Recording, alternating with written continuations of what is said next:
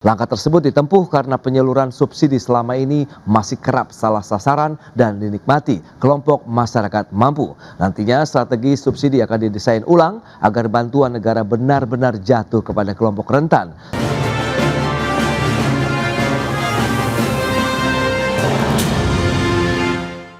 Ya, pemirsa, Menteri Keuangan Purbaya Yudi Sadewa memastikan pemerintah akan merombak mekanisme subsidi dalam 2 tahun ke depan.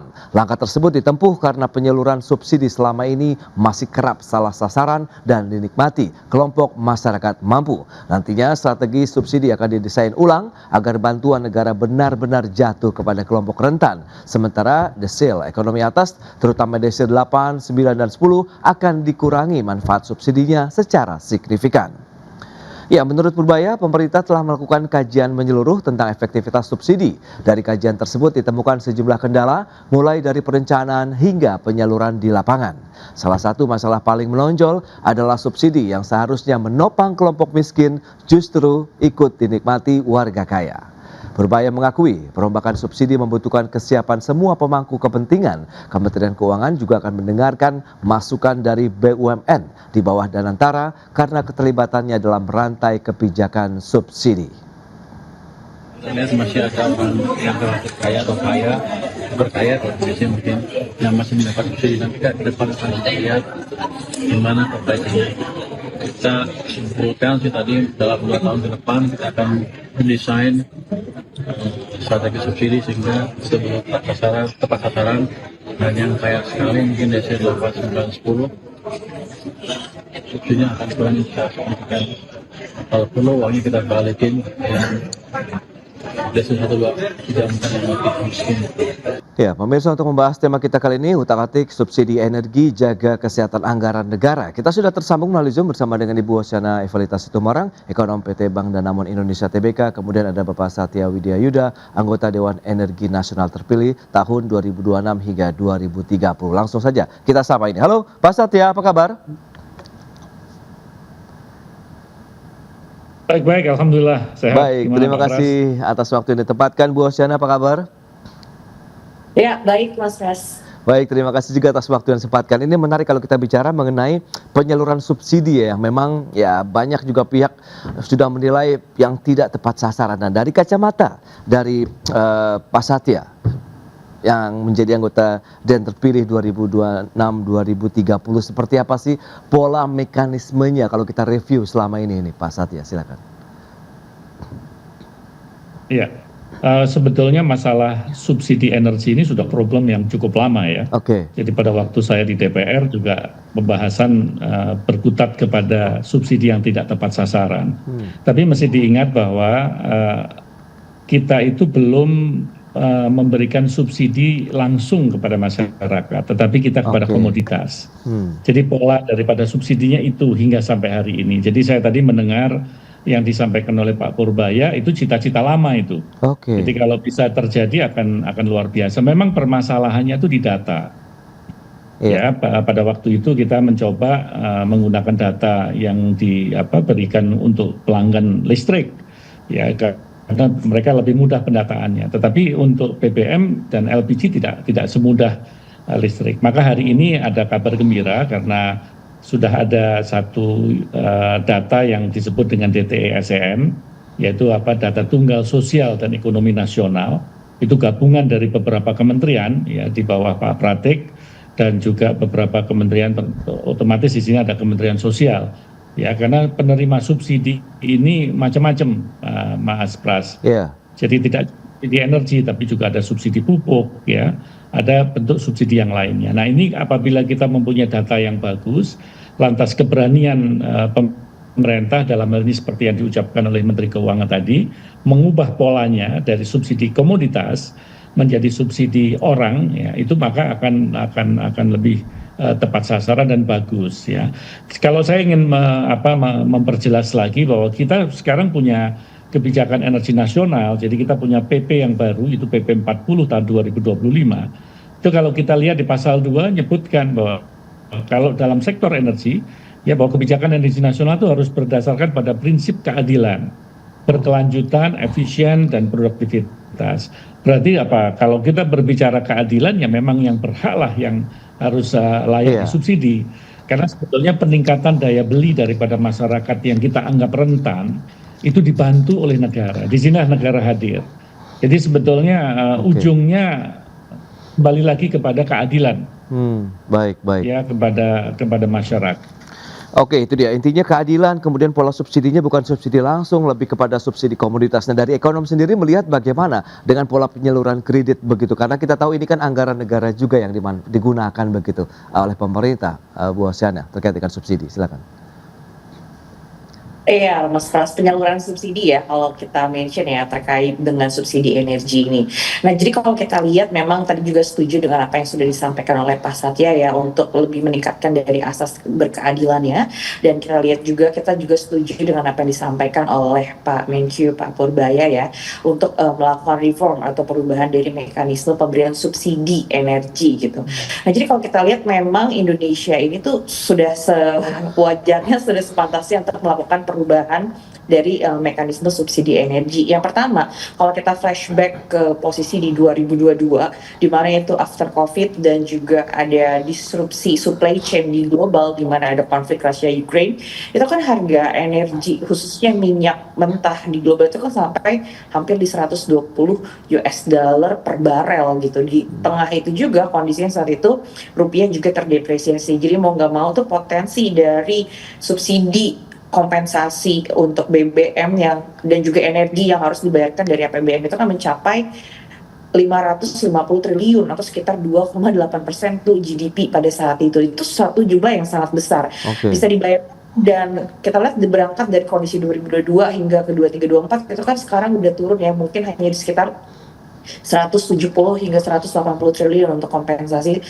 energinya. Dan kita lihat penurunan ini positif karena nanti harusnya pemerintah bisa melakukan alokasi yang lebih baik untuk belanja yang lebih produktif gitu, ataupun melakukan capex ataupun untuk bantuan sosial yang lebih kalau kita lihat lebih konsepnya berkeadilan gitu. Karena tadi balik lagi apa yang sudah dilakukan oleh Kementerian Keuangan gitu ya, dan juga mengkaji dengan pihak-pihak terkait bahwa selama ini subsidi energi yang diberikan itu memang cenderung kurang tepat sasaran, dan kita menyambut hal ini menjadi suatu hal yang positif. Namun memang perlu diwaspadai. Karena gini, balik lagi ke kondisi di 2022 saat pemerintah juga mau nggak mau akhirnya menaikkan harga bahan bakar subsidi gitu ya. Kalau kita lihat inflasinya kan sampai ke 2023 itu dampaknya kita naik ke 5% ya. Nah, jadi hal-hal ini juga yang mungkin perlu dimitigasi. Jadi mungkin kalau harga energinya atau bahan bakarnya, khususnya bahan bakarnya nanti disesuaikan, merefleksikan dari apa yang seharusnya, berarti di sisi lain ada pengendalian inflasi yang dilakukan oleh pemerintah. Karena kita lihat di kondisi global yang juga cenderung arah inflasinya sedikit tapi udah melandai, Indonesia juga harus punya pola yang seperti itu untuk menjaga appetite investor. Itu sih kalau kita lihat domestik dan globalnya. Itu dia, challenge-nya masih perlu yang kita cermati bersama, perlu kita cari solusi. Mengingat ini menarik, kalau kita bicara mengenai subsidi, ada daya dukung ataupun daya beli masyarakat yang masih harus tetap di-cover atau dijaga begitu oleh pemerintah. Tapi di satu sisi, agar anggaran negara juga tidak salah sasaran begitu ya. Sehingga ini optimalisasinya benar-benar dirasakan oleh masyarakat luas. Apalagi tadi sudah disampaikan Pak Satya, prinsip keadilan ini yang harus diutamakan. Kita bahas lebih jauh nanti di segmen berikutnya Pak Satya, Bu Osyana. Kita akan jeda dulu sebentar ya. Dan pemirsa, kami akan segera kembali sesaat lagi. Ya, terima kasih Anda masih bergabung bersama kami dalam Market Review pemirsa. Dan berikut ini kami akan sampaikan data, kita akan cermati bersama seperti apa sih alokasi dari subsidi energi nasional kita. Selengkapnya bisa Anda saksikan di layar televisi Anda. Ini dia. Bagaimana perjalanannya alokasi dari subsidi dari tahun 2020 sampai dengan proyeksi di tahun 2026 mendatang. Trennya naik terus untuk alokasi subsidi energi dalam APBN begitu ya. Tahun ini 183,9 triliun, kemudian di tahun berikutnya tahun depan 210,1 triliun rupiah untuk alokasi subsidi energi. Dan berikutnya kita akan lihat untuk realisasi subsidinya. Nah, ini dia. Tahun 2020 untuk listrik LPG kita lihat seperti apa.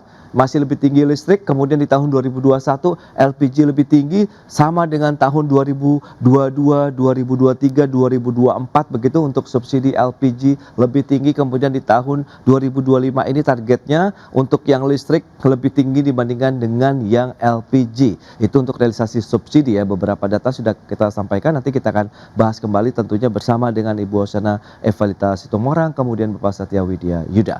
Baik, dengan beberapa data tadi yang sudah disampaikan, Pak Satya, apa yang perlu kita ya duduk bersama lah untuk memecahkan bahwa benar-benar prinsip keadilan ini bisa segera realisasi sehingga masyarakat yang membutuhkan benar-benar yang bisa mendapatkan haknya. Jadi ya tidak direbutan begitulah Pak Satya dengan kelompok lain begitu. Silakan. Ya, kalau saya lihat tadi angkanya masih perlu sedikit ditambahin ya, karena kalau kita melihat subsidi energi plus dengan kompensasi itu sama itu. Itu sekitar 381,3 ya, walaupun 210,1 itu untuk BBM listrik dan LPG. Kompensasinya belum dimasukkan. Kalau itu kompensasi dimasukkan bisa sampai 381,3. Ya, itu yang pertama. Yang kedua, memang kalau nanti seperti yang diucapkan oleh Pak Purbaya tadi akan lebih ke targeted, itu kan berarti mengubah pola daripada subsidi ya, dari komoditas menjadi langsung. Nah, ini perlu sosialisasi. Jadi tadi saya sepakat dengan Bu Osiana adanya kemungkinan ada inflasi, apalagi kalau sosialisasinya tidak bagus, itu nanti akan ada inflasi kejut ya, akan ada shock inflation ya. Itu kan otomatis mempengaruhi daya beli daripada masyarakat. Nah, itu tentunya tidak menguntungkan dua belah pihak. Ya, tidak menguntungkan masyarakat dan tidak menguntungkan juga dari sisi pemerintah.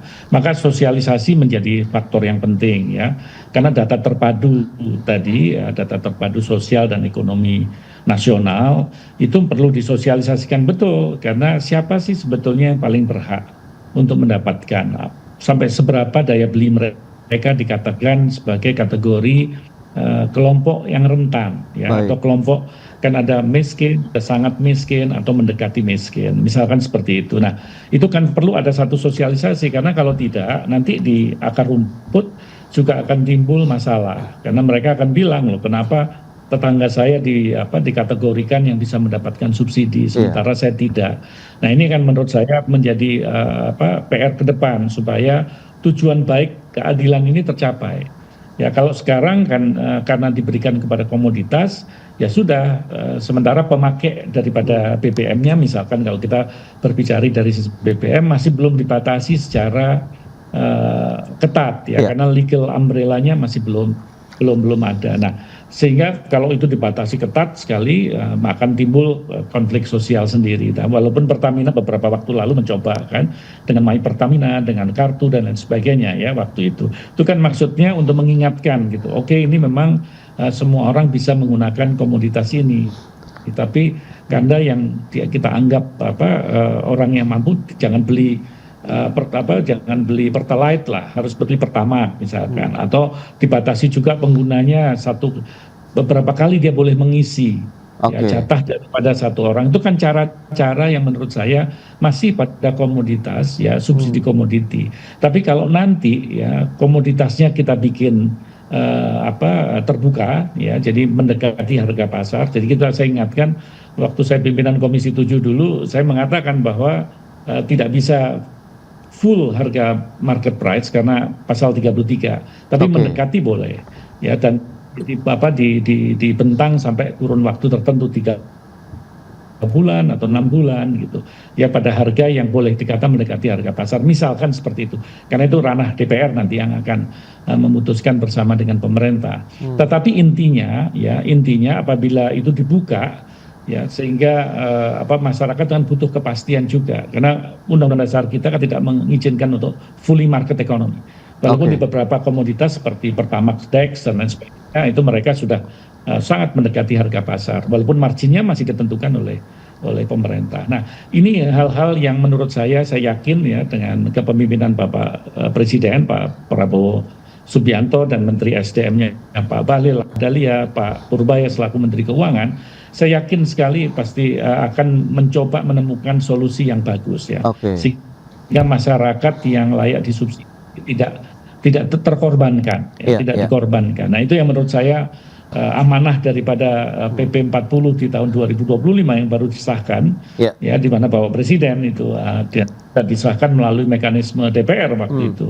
Nah, ini tentunya akan menjadi kunci kita untuk melakukan evaluasi secara rutin, Baik. melihat sinkronisasi dari aturan satu dengan yang lain. Ya, Oke. mudah-mudahan bisa cita-cita lama ini mudah-mudahan bisa terkabulkan di periode Itu dia. Lantas Bu Hosiana, Anda melihat cita-cita lama ini bisa terwujud tidak? Apabila memang setiap ada kebijakan, ya mentoknya adalah pada saat implementasinya begitu. Ini bagaimana kita bisa melakukan subsidi langsung sementara data tadi seperti yang Pak Satya katakan masih jadi permasalahan krusial saat ini. Iya, betul, Mas Pras. Jadi memang ya, jadi kalau kita melakukan perbandingan gitu, yang paling dekat aja deh dengan negara di ASEAN dan juga Asia gitu Iya. ya, yang juga termasuk emerging, di mana konsumsinya energinya masih cukup terus tumbuh dan juga perlu support dari pemerintah. Jadi memang perubahan dari, kan sekarang kalau kita lihat kita lebih masih cenderung namanya blanket subsidi ya, jadi kita kayak menopang harga gitu pemerintahnya.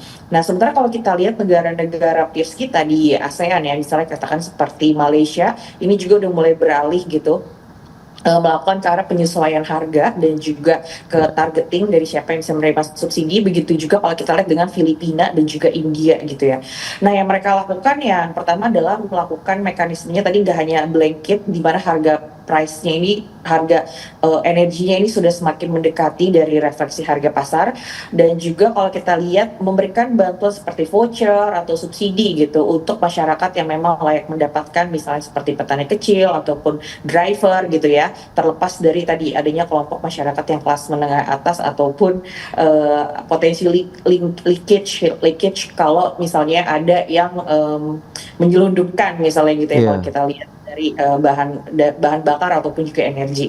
Nah, yang menariknya adalah kalau kita lihat salah satunya adalah Thailand. Walaupun dia udah mencoba untuk membuat suatu oil fund gitu ya, tapi ternyata oil fundnya ini di sepanjang 2023-2024 juga cenderung mencatatkan defisit gitu. Jadi artinya memang nggak bisa kalau metodenya terus-menerus dalam bentuk blanket subsidi, tapi memang harus ke mekanisme targeting. Dan sama kalau kita lihat tantangannya baik di kawasan ASEAN maupun di Asia, yang pertama adalah targeting ya, dimana ini adalah challenge-nya dalam bentuk data. Tapi kan kalau kita lihat sekarang kan adanya AI, adanya kemajuan digital dan infrastruktur, harapannya ini bisa jauh lebih akurat lagi untuk memperbaiki sisi inklusi ataupun eksklusi yang terjadi dari masyarakat yang seharusnya masuk ke dalam targeting penerima subsidi energi ini. Dan yang kedua adalah pricingnya, tadi seperti yang disampaikan oleh Pak Satya terkait dengan peraturan dan juga undang-undang di Indonesia, bahwa kalau misalnya harga energi ataupun harga barang atau jasa yang menyangkut hajat hidup orang banyak itu tidak boleh ataupun maksudnya tidak yang seharusnya terrefleksi pada harga pasarnya gitu ya. Artinya masih ada peranan pemerintah untuk menjaga harga tersebut layak gitu ya, untuk menjaga keberlangsungan aktivitas ekonomi. Tadi yang pertama kita udah mention targeting ini memang adalah challenge yang paling besar. Yang kedua adalah di sisi pricing, yang ketiga adalah penyaluran, di mana di sini kekuatan politik atau keberanian politik dari pemerintah.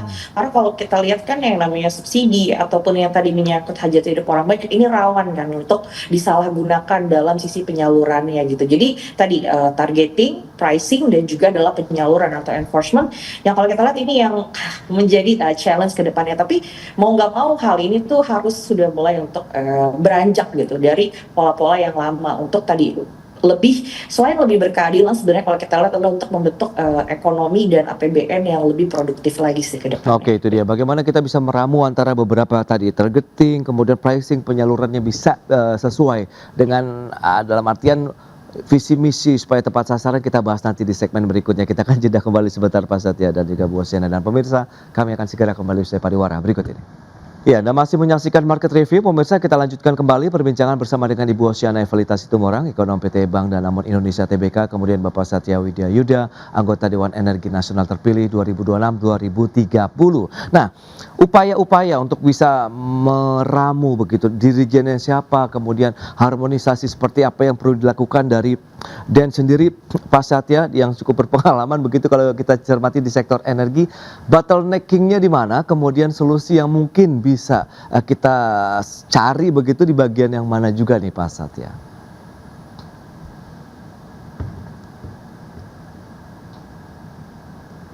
Ya, Halo, Pak Satya? Kalau saya melihat bahwa kita itu punya tugas besar juga. Oke. Tugas besarnya adalah sebagaimana yang disampaikan Bapak Presiden di dalam Astacita, adanya swasembada energi, ya, tetapi juga di sisi lain, yang lain juga kita pengurangan daripada emisi karbon. Nah, di PP 40 tahun 2025 jelas sekali arah daripada transisi energi kita. Jadi ketergantungan daripada energi fosil itu secara gradual. Jadi kalau kita menggunakan deadline-nya tahun 2060 itu berkurang, ya, secara persentase daripada supply dan demand-nya. Ya, kita harus penuhi dengan energi baru dan terbarukan. Ya, kalau kita melihat BBM itu konsumsi terbesar kan ada di transportasi. Nah, sekarang evolusi menuju kepada EV juga itu bisa mengurangi daripada beban impor kita, ya, beban impor kita. Lantas yang kedua, program pemerintah adanya B50 misalkan, ya, biofuel yang palm oil base, ya, itu dicoba untuk bisa menjadi satu campuran sehingga mengurangi daripada impor daripada energi. Jadi kita benahi dua-duanya. Jadi kita benahi dalam konteks jangka panjang untuk transisi energi kita, tapi juga kita benahi dalam konteks siapa yang layak disubsidi. Saya ambil contoh untuk LPG misalkan, ya. LPG itu nantinya akan kita bisa ganti dengan gas kota, ya, dengan gas kota yang dibangun infrastrukturnya sehingga mereka bisa menggunakan gas yang kontennya itu adalah methane, gas metana. Jadi berbeda dengan dengan LPG yang ada butana dan propane, di mana itu faktor impornya sangat besar, ada sekitar lebih dari 80% itu impor. Kalau kita menggunakan LPG, nah kita nanti akan menuju ke gas kota. Di samping ada beberapa diskusi yang kita ngomong mengenai dimethyl methyl ether atau DME, ya, tetapi itu masih subjek. Kalau coal base kita mesti melihat harga batu baranya berapa. Kalau mahal masih belum terlalu ekonomis.